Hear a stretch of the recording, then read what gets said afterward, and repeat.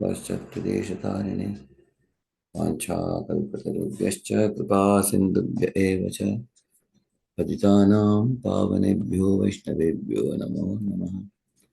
जय श्री कृष्ण चैतन्य प्रभु नित्यानंद, श्री अद्वैत गदाधर श्रीवासादि गौर भक्तवृंद। हरे कृष्ण कृष्ण कृष्ण हरे हरे, हरे Ram Ram Ram Hare Hare.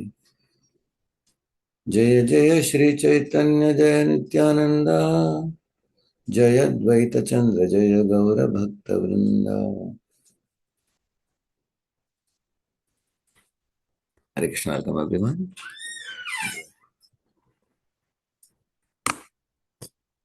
So we are at the peak of the pastime of the Brahmin receiving the mercy of Nimai. The beautiful pastime shows how the Brahmin, as a pure devotee, every time he invited Nimai to come, he invited Balagopal to come. But Balagopal and Nimai are non-different. So Nimai came. He said, "You are calling me. How can I not come?" So let us see what he says further today. You always desire to see me, therefore I have come for you. He says, "निरवधि भाव तुमी देखिते हमारे, अतएव आमी देखा दिलाना तुम्हारे." You always desire to see me, therefore I have come before you. Niravadi bhava. To always think, to always desire. So this is one of the important aspects of bhakti. Bhakti is not occasional or sporadic or emotional outburst. Bhakti is a consistent practice, daily practice, every moment practice. And this is one very important repeating theme in the Bhagavad Gita. Krishna says, Ananya chetaha satatam yavam smarati nityashah tasyaham sulabha partha nitya yuktasya yogina. So, satatam, nityam, ananya chetaha satatam yavam smarati nityashah nitya yuktasya yogina. So, bhakti is actually nityam, satatam means it is daily performed, it is consistently performed, it is continuously performed, seamlessly performed without any interruption. That is bhakti. Ahetuki apratihata atma suprasidhati. If the atma has to experience the great bliss of bhakti, one has to not focus on why am I not getting bliss. We should focus on whether am I consistent. Am I consistent? Am I daily doing? Am I every moment doing? Or am I giving some loopholes for Maya? So here you find this Brahman. Lord told him, Niravadi Bhava. You had a consistent practice of my devotional service. Constantly, you are calling me. Lord is telling.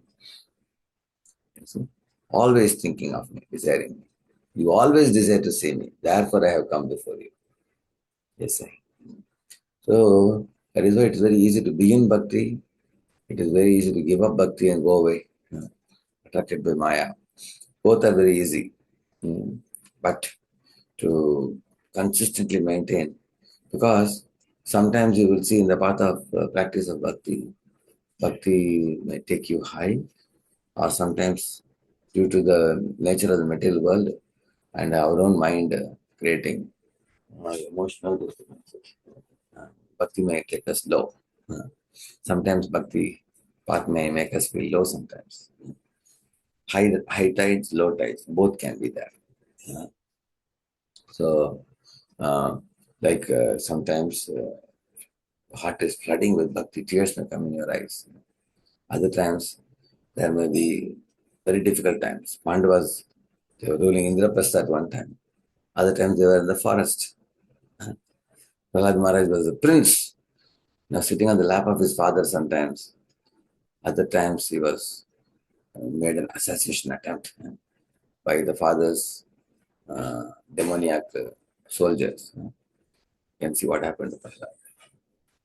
So you will find bhakti may take us high sometimes, but in riches or poverty, or when one is high or low, in all situations, the devotee of the Lord will not give up bhakti. One will consistently practice.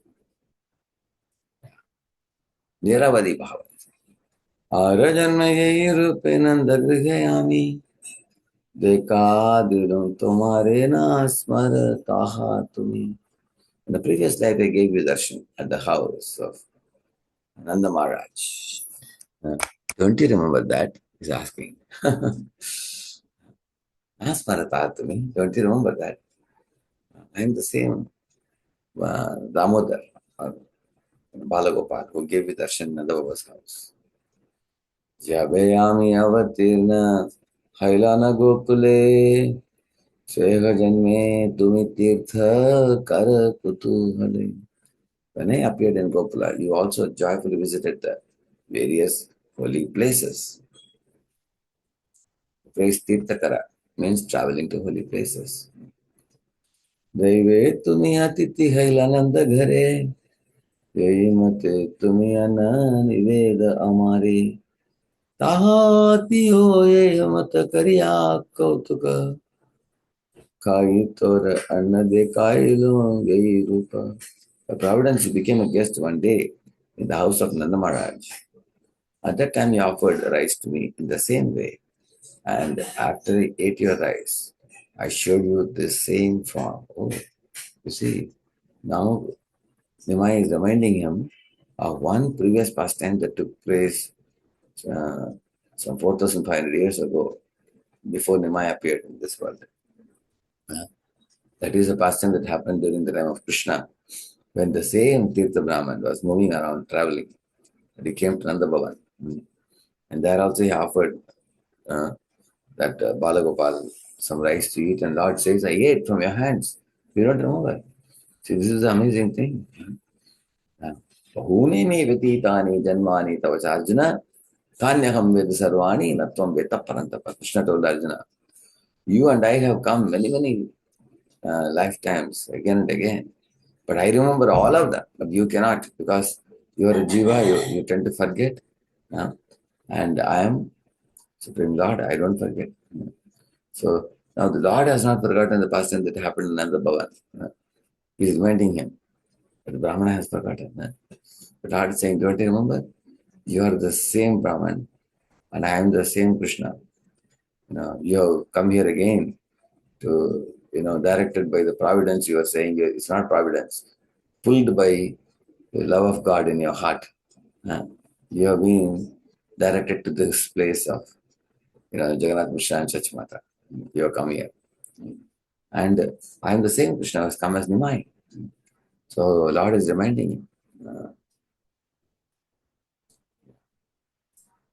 Pete ke amara tumi janme janme dasa dasa vinu anyamura nade ke prakasha.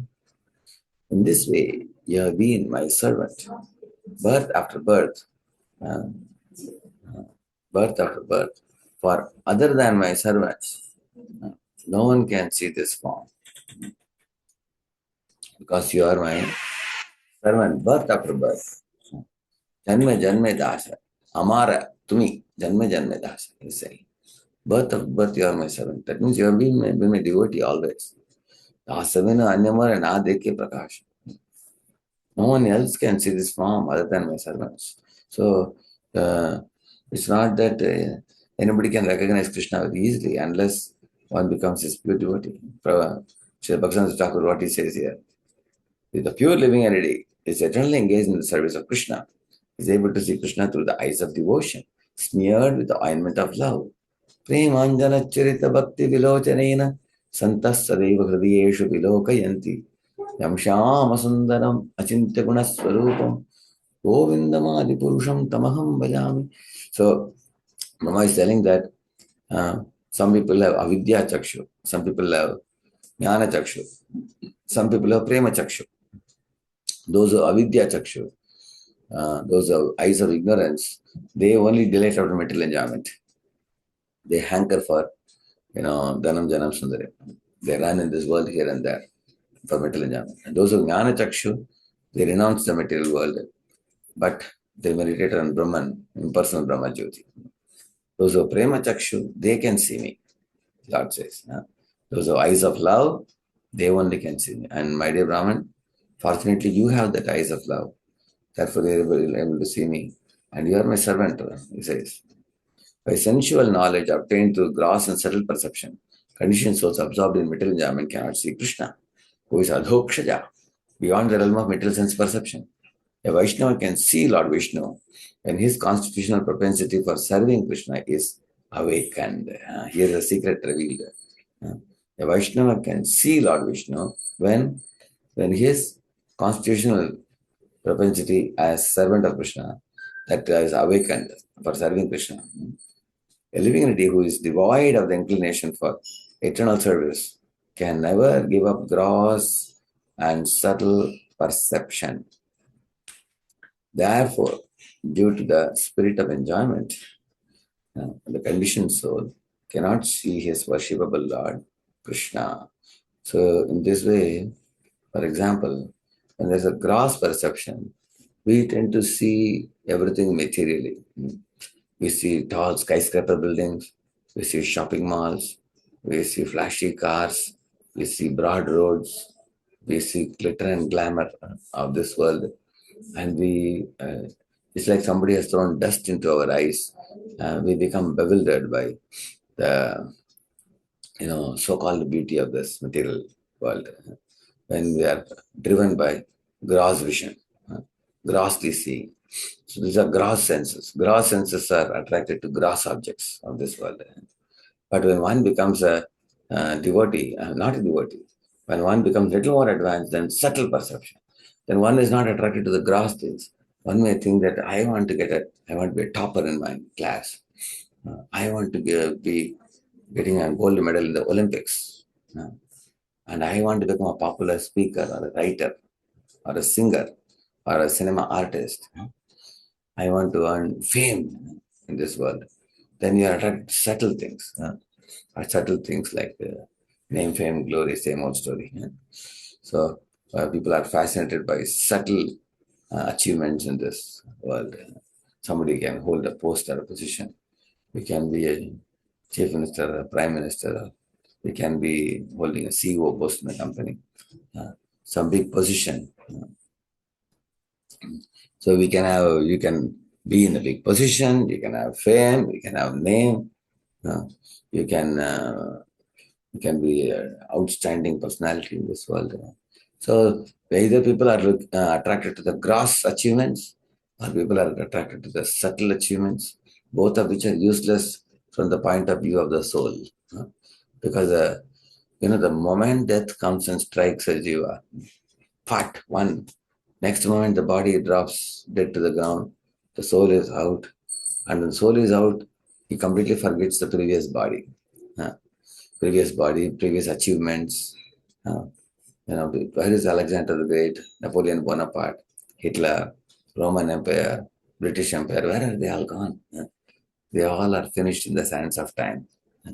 So neither the gross achievements nor the subtle achievements will follow the jiva. They will all be left behind.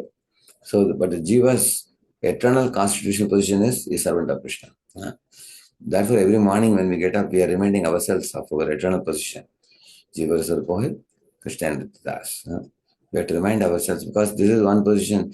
That's a famous song, Nitai Charana Satya, Tahara Sevaka Nitya. Dridakari. Strengthen this realization in your heart. Dridakari. Tahara Sevaka Nitya. I am eternal servant of Krishna. Krishna is my master. I am his servant. This is the only reality that will remain even after death also. We may take millions of lives, but in every life we are servant of Krishna. We have forgotten that. So that's what here he is saying here. Sri Bhakti Thakur is saying. By sensual knowledge obtained through gross and subtle perception, conditioned souls absorbed in material enjoyment cannot see Krishna. Because when you absorb material enjoyment, our senses become putrefied, impure. So then it's like a muddy pool of water. Then we have no clarity. But Lord is Adokshita, beyond the realm of material sense perception. The Vaishnava can see Lord Vishnu when his constitutional propensity for serving Krishna is awakened. A living entity who is devoid of the inclination for eternal seva can never give up gross and subtle perception. Therefore, due to the spirit of enjoyment, the conditioned soul cannot see his worshipable Lord Krishna. So, this is the point that uh, we have to awaken that propensity for service. Then, famous verse, Atasya Krishna Namadi Navaved Grahyam Indriyehi Sevomukehi Jihvado Swayameva Suratyadaha. In every household, when they get up in the morning, brush your teeth, take your bath, wear tilak on 12 parts of the body, and come in front of the Lord, bow down to Lord, bow down to Acharya, lit up the lamp, clean the puja room, and perform arti for the Lord, offer bhoga to the Lord, and chant the holy name, recite the Srimad Bhagavatam, and begin your day in a very pleasant way, in a spiritual way. And this is the way to go beyond the gross and subtle outlook to life. Go to the spiritual outlook. When you go to the spiritual point of view, when you see like that, then our whole day goes very beautifully. Because you are devoted to your early morning hours for the Lord's service. And we should painstakingly do that. The material world will always drag us down with various schedules, various problems. But we have to repeatedly fall back in the lotus feet of the Lord. Put ourselves in our eternal identity. That is where we can see Him. Kahilan tomare ye sab agopya katha karostane iha nahi kahiva sarvatha. I have thus disclosed to you confidential topics that should not be revealed to anyone under any condition. Don't tell this to anyone, Brahmana said. Lord told to Brahmana. Yavata kaye mora yehi avatara tavat kahile kare karimu samhara. As long as I remain in this incarnation, you should not tell anyone the secrets that I have told you. Otherwise, I will kill you. Karimu samhara. This is, don't think Lord is angrily telling. Lord is lovingly telling this. Hey, Brahman, don't reveal this secret. I'll finish you if you tell this like that. Sometimes the wife tells her husband, see, 2 months ago, I called you home at 7 o'clock in the night, come back home early. Today is my birthday, and you came at 10 o'clock. And today is our marriage anniversary day. And the wife told the husband, if you don't come at 7, I will kill you, she said. Husband said, why 7 o'clock? I will take a holiday today. I'm not going to go to company at all. So sometimes the wife may say like that, I'll kill you or something. That is spoken out of love. So Lord is telling me, hey Brahman, I know that you are very ecstatic now and you are very eager to go and tell everybody in the world about me. Shh, don't tell anyone. Otherwise my avatar as Gaura will be disturbed. I am coming as a devotee. I don't want to declare myself as Supreme Lord. Don't disturb my mood. Keep this pastime to yourself, Lord said. So then we will read further tomorrow. From 150 text we will read tomorrow. Thank you very much. Shri Gaura ki, Shri Prabhupada ki.